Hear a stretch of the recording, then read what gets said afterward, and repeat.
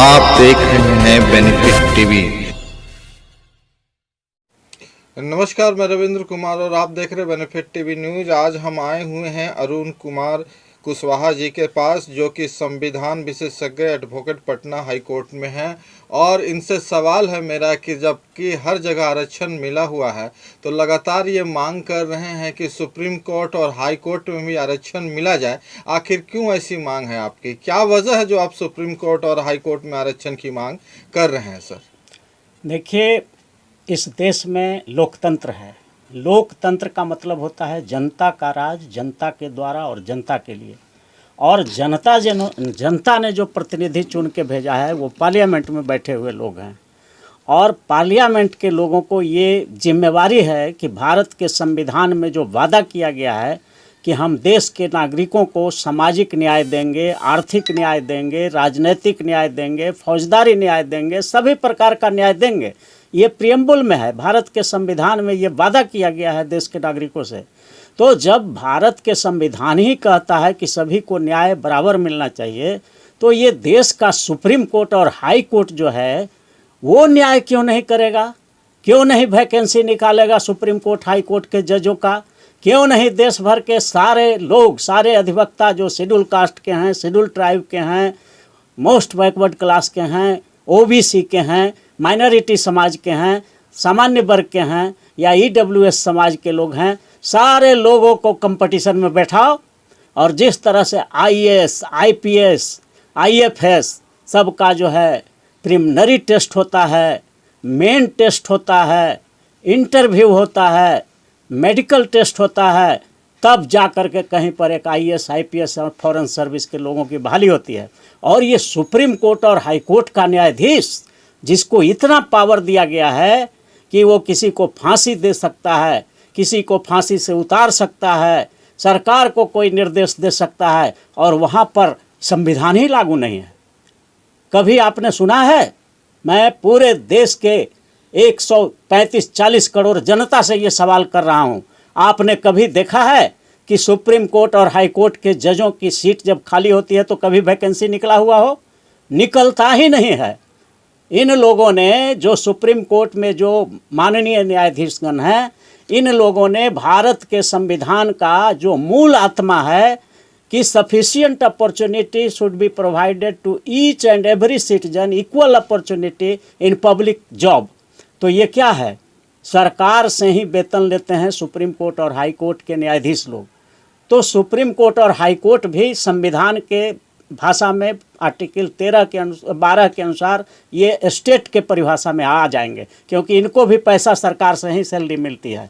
तो स्टेट की सेवा है सुप्रीम कोर्ट और हाई कोर्ट भी, और इसका गलत इंटरप्रिटेशन किया जाता है अपने हित में कि ये स्टेट नहीं है। तो स्टेट नहीं है तो पैसा क्यों लेते हैं स्टेट का? क्यों वेतन लेते हैं? क्यों सरकारी बंगला लेते हैं?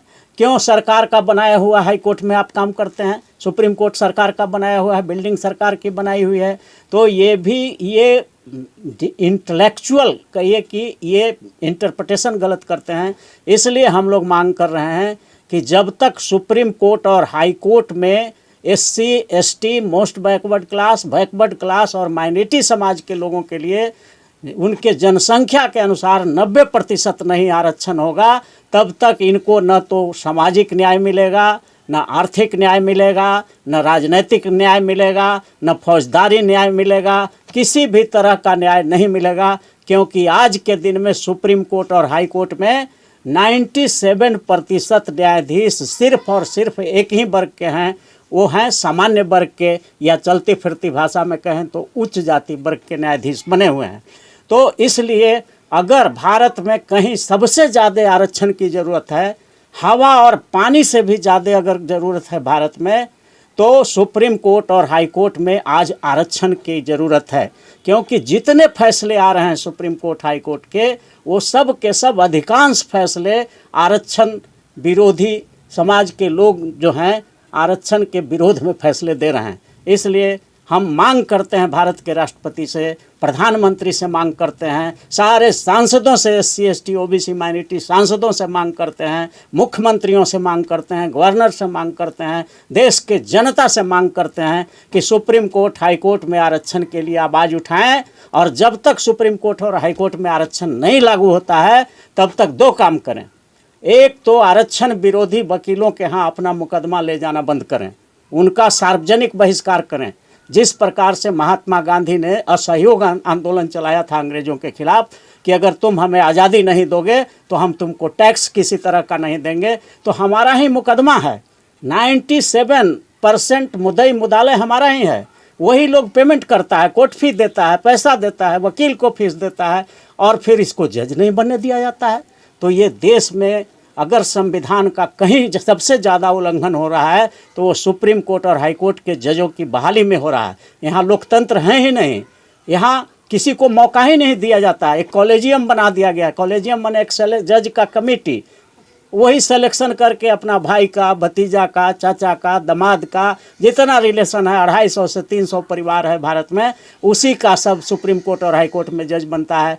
तो हम मांग करते हैं कि ये दुनिया का सबसे बड़ा लोकतांत्रिक देश है और यहाँ जज की बहाली अलोकतांत्रिक तरीके से, असंवैधानिक तरीके से हो रहा है। संविधान में कॉलेजियम का कहीं कंसेप्ट नहीं है। ये बिल्कुल जजों ने अपने हित में इसको बना करके रखा है, इसलिए कॉलेजियम को जाना चाहिए।